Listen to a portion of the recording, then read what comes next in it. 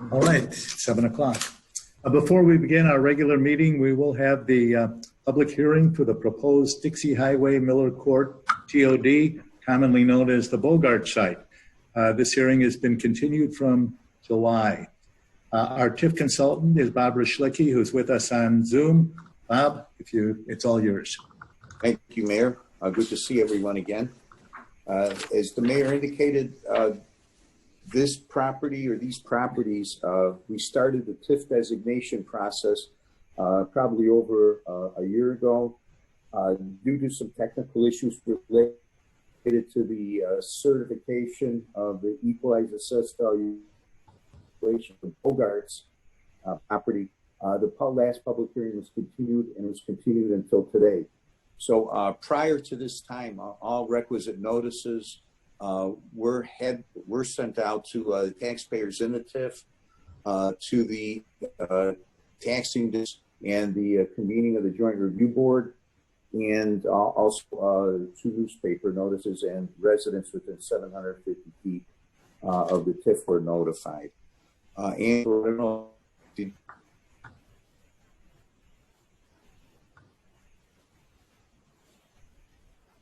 Angela, if you give the report of the Joint Review Board. Okay, yeah, I can't hear him. This is Angela Maceras, our Community Development, Economic Development Director. Go right ahead. Yeah, so the Joint Review Board held a meeting on this Dixie Miller Court TIF on June 17th, 2019, at which point John Zander was appointed as our public member. Bob Rychlicki and Nina Kopilov, Kane McKenna presented the draft TIF plan, TIF eligibility criteria, and the budget. And Village Attorney Chris Cummings provided an overview of our 3 draft TIF amendments, our TIF ordinances. And the resolution to approve the project plan was approved unanimously at that point. Okay, thank you. Our village clerk, Marilyn Thomas, were there any written comments with regard to the TIF?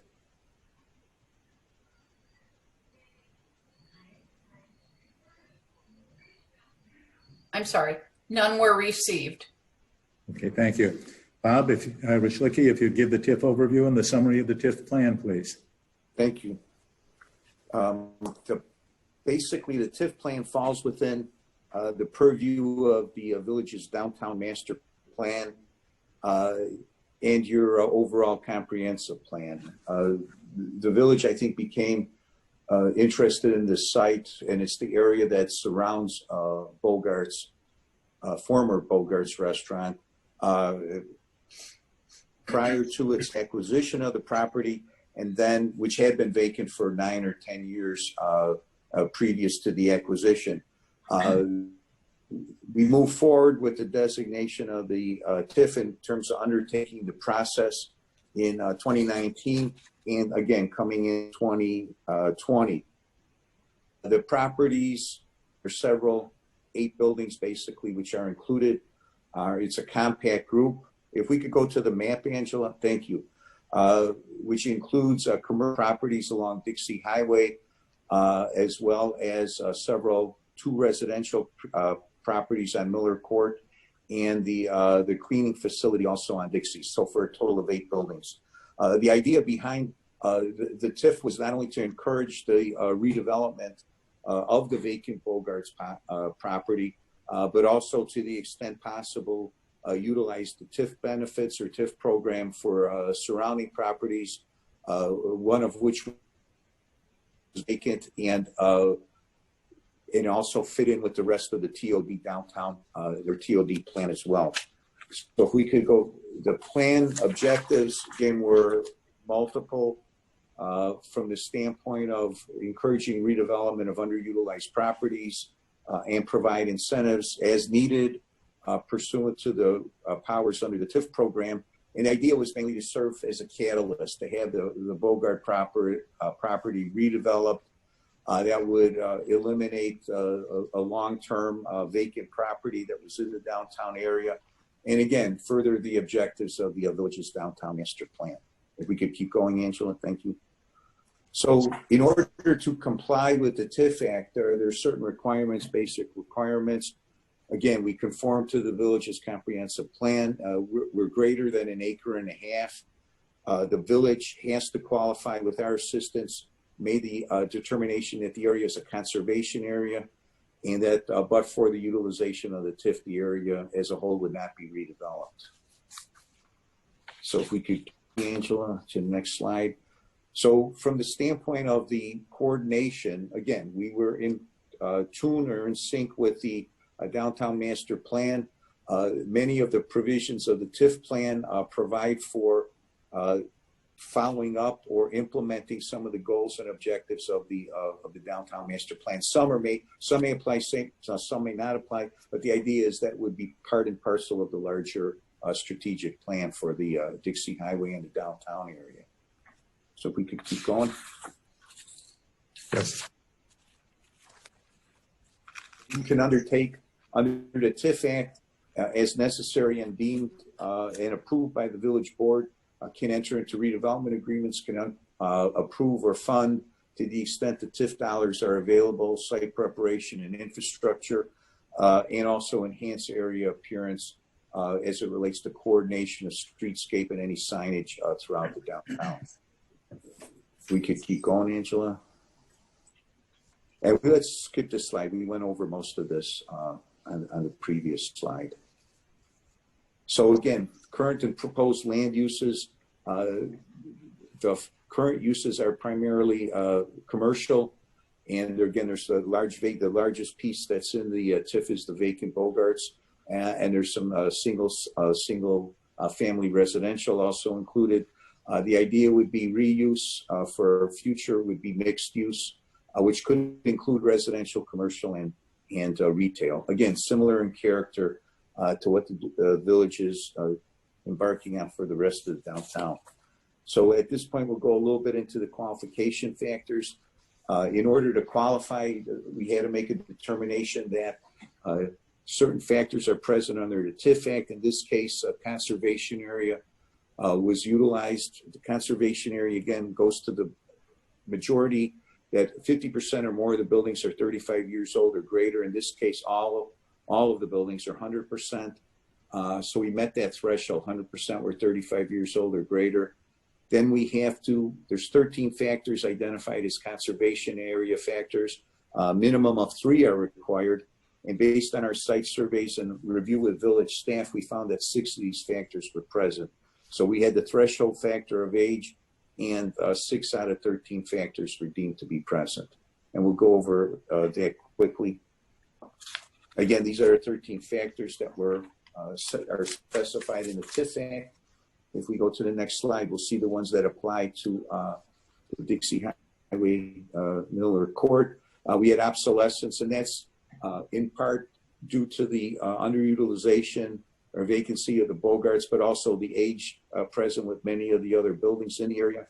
Deterioration included not only the Bogarts piece, but also drives and some of the building components for and the parking lots for adjacent structures.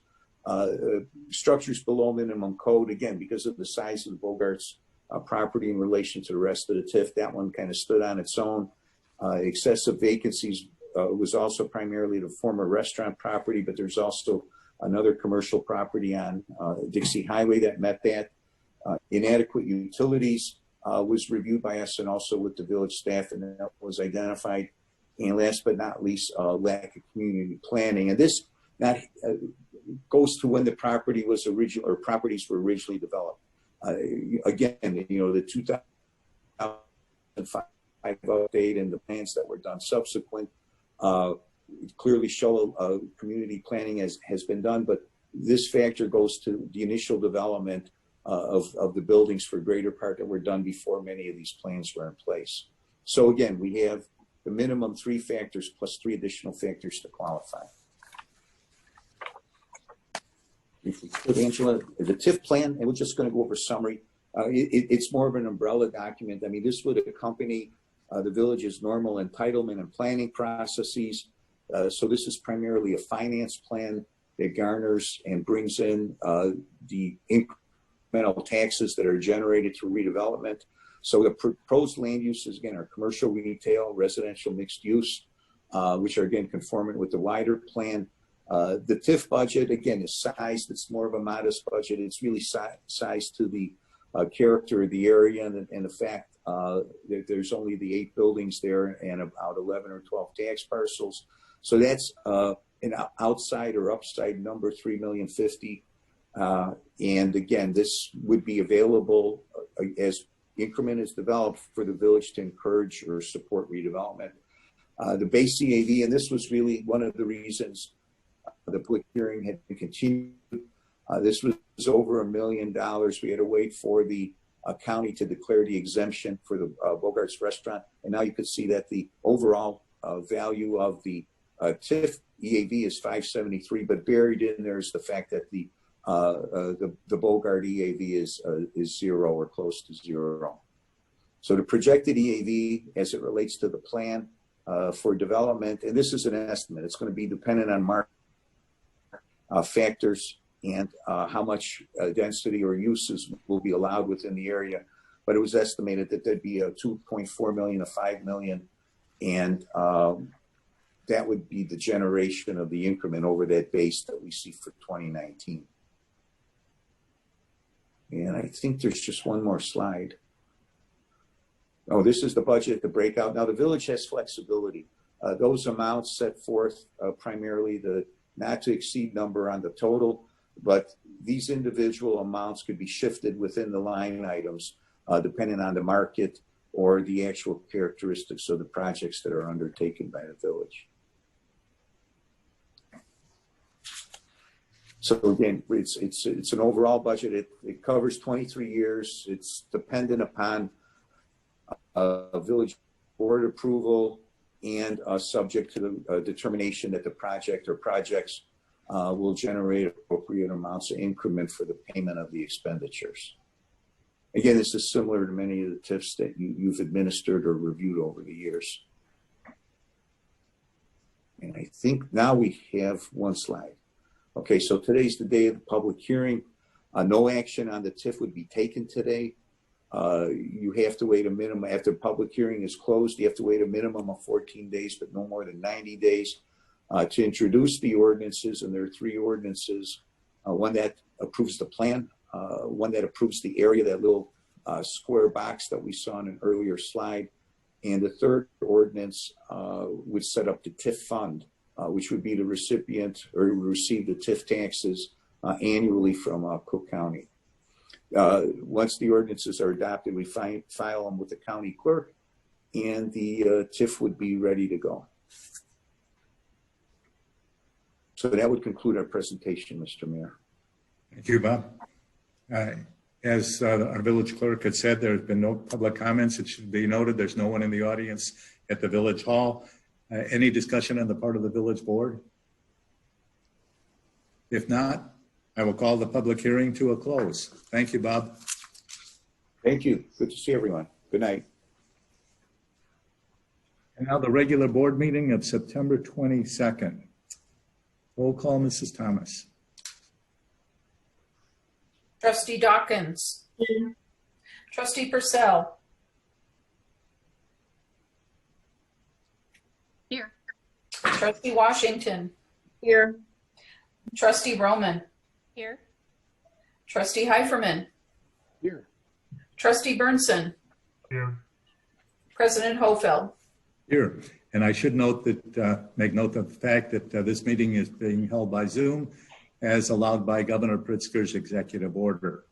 It should also be noted that in the audience with me here this evening is our village attorney, Chris Cummings, and our village manager, Jim Marino.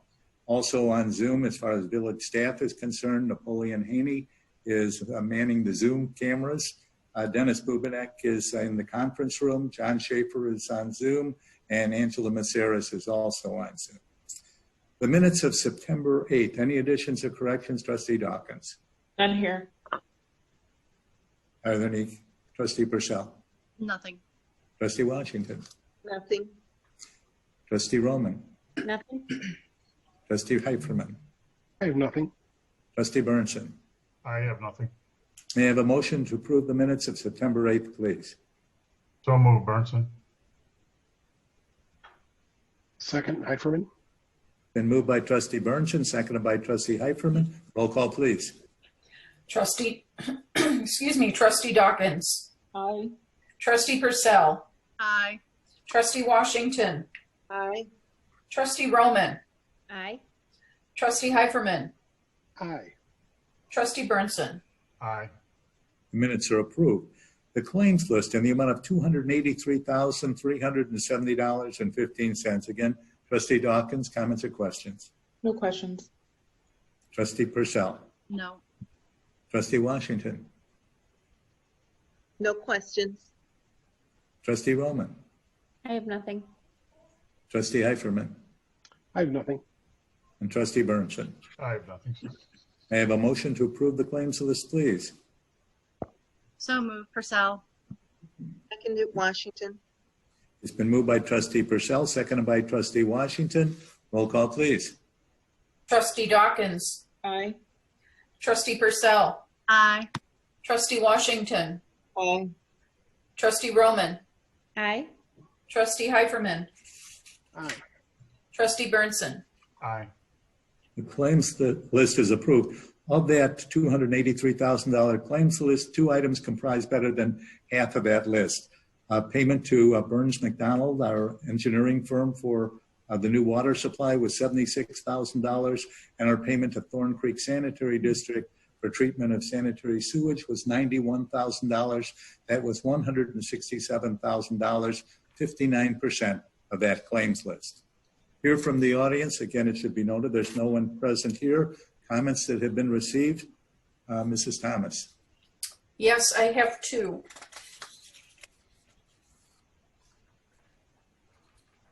This was received Saturday, September 19 at 10:12 p.m.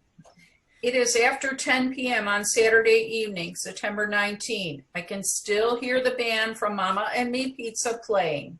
The band has been playing since 6 p.m. and I have already called the police because they are so loud that I can hear the band leader talking word for word inside my house with all the windows closed over my television, which is turned up to twice the volume. Despite my call to the police, there is no change to the volume of the band. Also, the band is playing later and later each week. I went and measured the distance again, and yes, the band is closer to the residential neighborhood than the 200 feet allowed by the permit. So, what is a resident supposed to do when the police won't enforce the rules put into place for the community and its residents? Every week for 10 hours in the evening, 3 evenings in a row, my neighborhood is not allowed to enjoy the peace and quiet of the evening because we are forced to listen to loud music from a live band. This has been going on since late spring. So we are talking at this point about over 100 hours of disturbance and violation of Homewood's own written rules. And the police have been called many times without any change in the volume or frequency of the noise violation. It is disappointing and quite frankly shameful that the village and the police continue to ignore this issue and violate the very laws and rules that were created to help protect the residents of the community. From R. Predney. Second message was received 9/21 at 8:50 p.m. This November, we will witness the most contentious presidential election of our lifetimes. I fear what I have heard about militias possibly taking action in the case that the president is not reelected.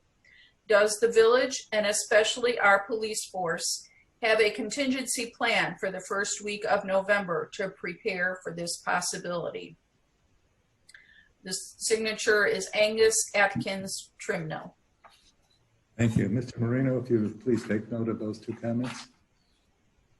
Yes. Okay. Thank you. Item number 8, fiscal year 2019-20 audit presentation. Finance Director, Ms. Dennis Bubenek. As calendar turned to 2020, I thought we were moving along financially in a positive path.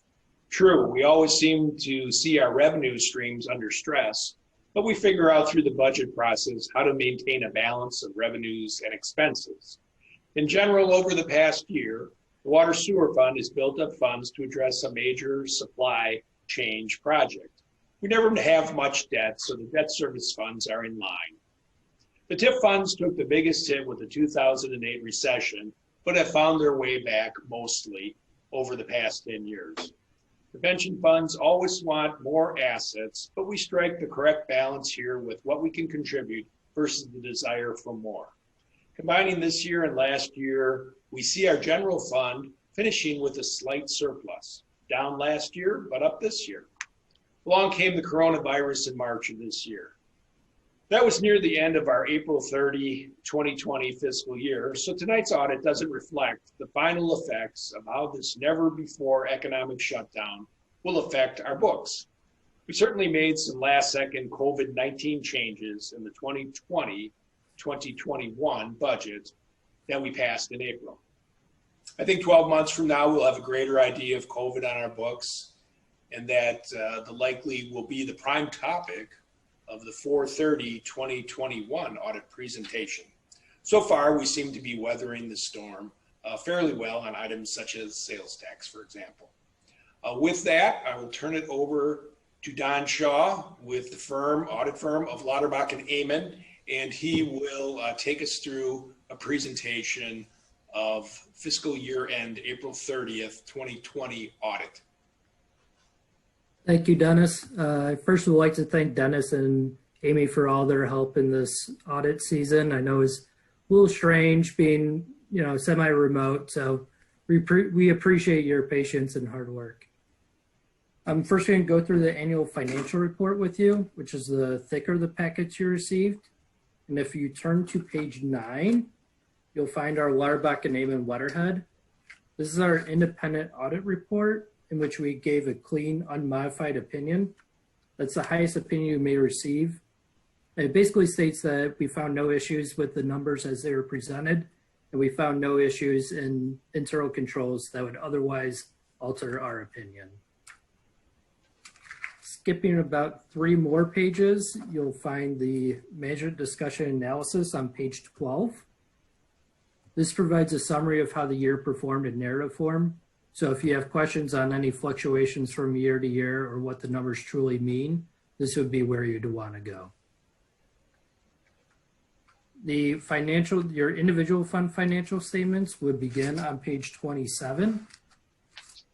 This is starting with your balance sheet. You'll notice the total fund balance for the village as a whole was at $10.5 million. 73% of this, or about 7.7 million, was related to your general fund, which is your main operating fund. To see how this fund performed in the current year, we can skip ahead to your income statement, which is on page 29. On page 29, towards the bottom, you'll notice that the general fund had a net increase of $444,000. This was slightly higher than what was expected and budgeted for in the current year. This is primarily due to your expenditures being below budget for the current year. Your notes of the financial statement begin on page 37. And the notes provide a little further detail into how we came up with the figures that we did with supporting schedules. Within there, you'll find your capital asset and your long-term debt schedules. Lastly, if you skip all the way to page 105 and 106, this is the start of your budgetary information. And you'll notice on page 106, kind of as I touched on the second to last column on the right, you'll notice that the total budget was expected to have a net increase of $389,000. You'll notice also your total expenditures were below budget, which contributed to this additional surplus of $444,000. Does anyone have any questions? I think it's pretty well explained in your letter and also in Mr. Bubenik's explanations. All right. We're facing difficult times in the upcoming year, but I'm sure with good fiscal management, we'll be just fine. Yes, I agree. All right. Thank you for your time. Enjoy the rest of your evening. Thank you. Any other comments from the board? If not, may I have a motion to accept the April 30th, 2020 annual financial report, the annual audit? So moved, Dawkins. Second, Burnson. It's been moved by trustee Dawkins, seconded by trustee Burnson. Roll call, please. Trustee Dawkins, Aye. trustee Purcell, Aye. trustee Washington, Aye. trustee Roman, Aye. trustee Heiferman, Aye. trustee Burnson. Aye. The audit is approved and accepted. Item number 9, the omnibus vote. Mrs. Thomas. The board is asked to approve a resolution honoring police officer David Lux, who retired last week after 31 years of dedicated service. The board is asked to accept the 2019 annual report for the Board of Police and Fire Commissioners. The board is asked to approve the reappointments of Anita Cochran to the Police and Fire Commission for 3 years ending September 26, 2023. Aileen Rutsky to the Senior Advisory Committee for a 3-year term ending September 26, 2023. Kate Roberts to the Beautification Committee for a 5-year term ending September 22, 2025. And Tree Committee members Paul Kramer, who will serve for 3 years ending September 26, 2023, and Regina Zofeld for a 2-year term ending October 10, 2023. The board is asked to pass ordinance MC 1040, increasing the number of available Class 7B liquor licenses to accommodate Vita Tacos in downtown Homewood. The 75-25 beer and wine only license calls for 75% food service and 25% alcohol served on premises and no video gaming in the restaurant. The restaurant seating requirement is being reduced from 50 to 35. The board is asked to approve ordinance MC 1041, allowing for the donation of 63 bicycles that were abandoned, lost, or stolen property. The police department will donate the bikes to Restoration Ministries of Harry. The board is asked to approve a budget amendment of $25,000 to the Public Works Contractual Services line item to cover the cost of emergency repairs to the sanitary sewer system on Lynn Court that affected 8 homeowners. The village will replace fencing that was removed to reach the source of the problem. Also, the village is contracting for outside service for sewer work at 18400 Homewood Avenue that requires excavation and trenching. Afterward, the village will replace fencing and landscaping. The board is asked to approve ordinance M2141, authorizing President Hofeld to execute the purchase and sale agreement for a 2.77 acre parcel of land from Reliable Materials Corporation in Thornton for $250,000. The property will be the site of the new water booster pump station as the village converts to drawing Lake Michigan water from Hammond, Indiana via Chicago Heights. Thank you. Any comments or questions from anyone in the audience? No one's here. Board comments. Trustee Dawkins. Nothing. Trustee Purcell. I'm good. Trustee Washington. Nothing. Trustee Roman. I'd just like to congratulate Officer Lux and thank you for your service. Ditto. Trustee Heiferman. I have nothing. Trustee Burnson. Yeah, I'd also like to congratulate Officer Lux on his 31 years. That smiling face and great disposition will surely be missed by the people in the town and all the kids that he loves to talk to around the community. I agree. Officer Lux was the officer friendly for the Homewood Police Department.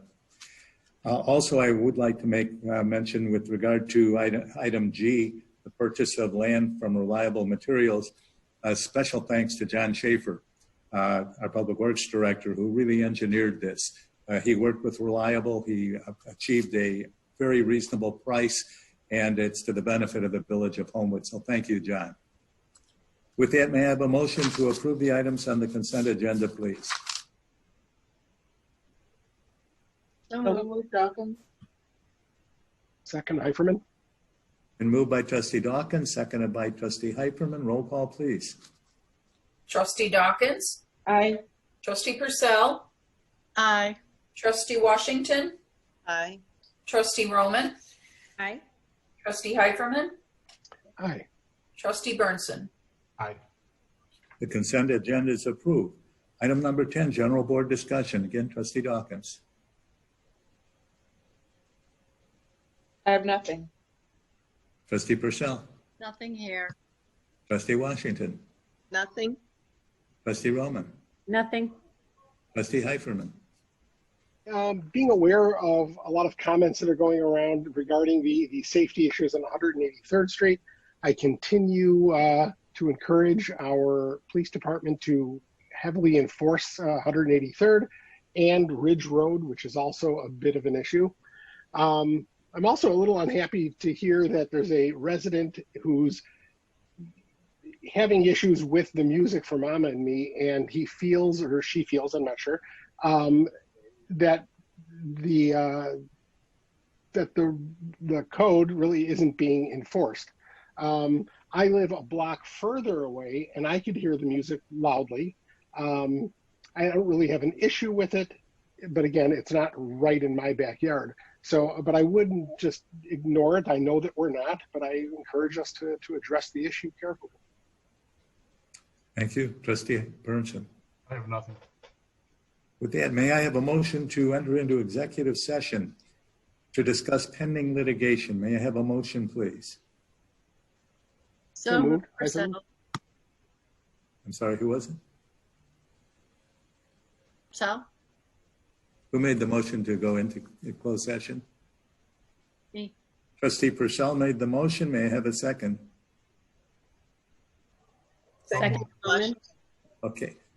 Made by trustee Purcell, seconded by trustee Roman. Roll call, please. Trustee Dawkins, Aye. trustee Purcell, Aye. trustee Washington, Aye. trustee Roman, Aye. trustee Heiferman, Aye. trustee Burnson. Aye. Thank you. We will adjourn the regular session and go into closed session. Just when I thought Zoom was getting a little bit better, it was a little bit scratchy there. Thank you all.